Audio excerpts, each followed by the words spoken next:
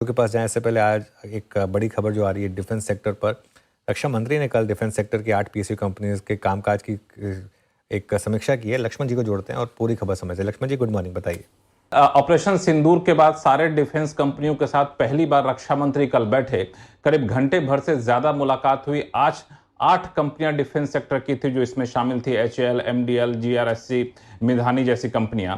और उसमें मुख्य तौर पर रक्षा मंत्री ने साफ तौर से कहा कि अभी जो जरूरतें हैं उन जरूरतों के हिसाब से आपको अपना प्रोडक्शन बढ़ाना है।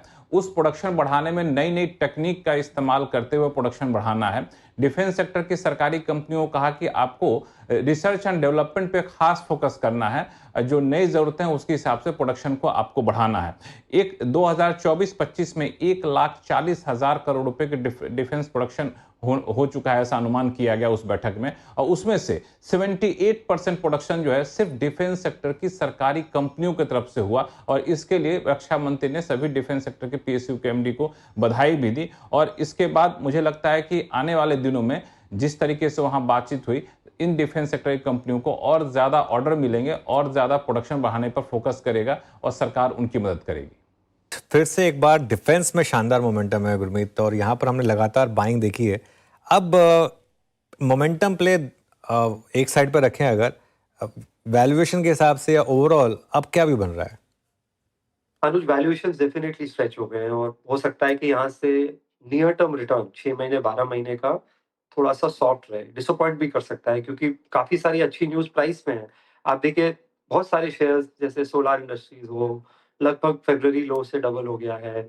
आप एचएएल देखिए, भारत इलेक्ट्रॉनिक्स देखिए, 50 से 70% मूवमेंट। डेटा पैटर्न में बहुत स्ट्रॉन्ग मूवमेंट आया है। ज़ेन टेक्नोलॉजी 40-50% ऊपर है 1100-1200 के लेवल से 1800-1900 लेवल पे। तो अक्रॉस द वो है। अब इसके नियर टर्म शायद थोड़े इम्प्लीकेशंस वैल्यूएशन वाइज़ स्ट्रेस्ड हैं, बट थोड़ा अगर आप लंबा व्यू लेंगे तो ये बाय ऑन डिप स्पेस है।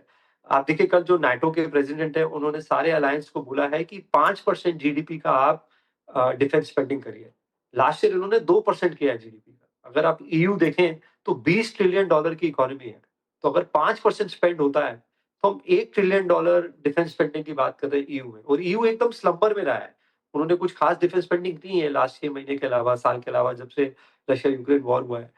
तो ये एक बहुत बड़ा एक्सपेंडिचर है। ग्लोबल मिलिट्री एक्सपेंडिचर लगभग 2.7 $2.8 ट्रिलियन है। और यहाँ पे अगर 15% की ग्रोथ आती है, तो आप बहुत हाई डिफेंस स्पेंडिंग की बात कर रहे हैं। तो मुझे लगता है कि इंडिया में एक्सपोर्ट स्पेस सरप्राइज करेगी। एक तो गवर्नमेंट का भी इमरजेंसी परचेज होना है 40,000 करोड़ का, उस वजह से स्टॉक्स में मोमेंटम है। सेकंड ट्रिगर प्रोजेक्ट कुशा है। आपको लेवल 2 लेवल 3 थोड़ा जाना पड़ेगा। प्रोजेक्ट कुशा उन्होंने जो है वो S-400 और आकाश का बेटर वर्जन बनाना चाहते हैं, अगर 2 वे 3 वे अटैक हो इंडिया पे, अगर ड्रोन्स हो, मिसाइल से।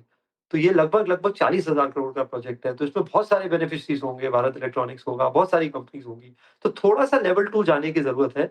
हमारे पोर्टफोलियो में हमारे पास सोलार है, एचएएल है, भारत इलेक्ट्रॉनिक्स और ज़ेन है। हम शुरू से डिफेंस पे ओवरवेट रहे हैं। थोड़ा हमें हमें परेशानी भी हुई थी जब करेक्शन हुआ था, बट वो पार्ट एंड पार्सल है मार्केट का।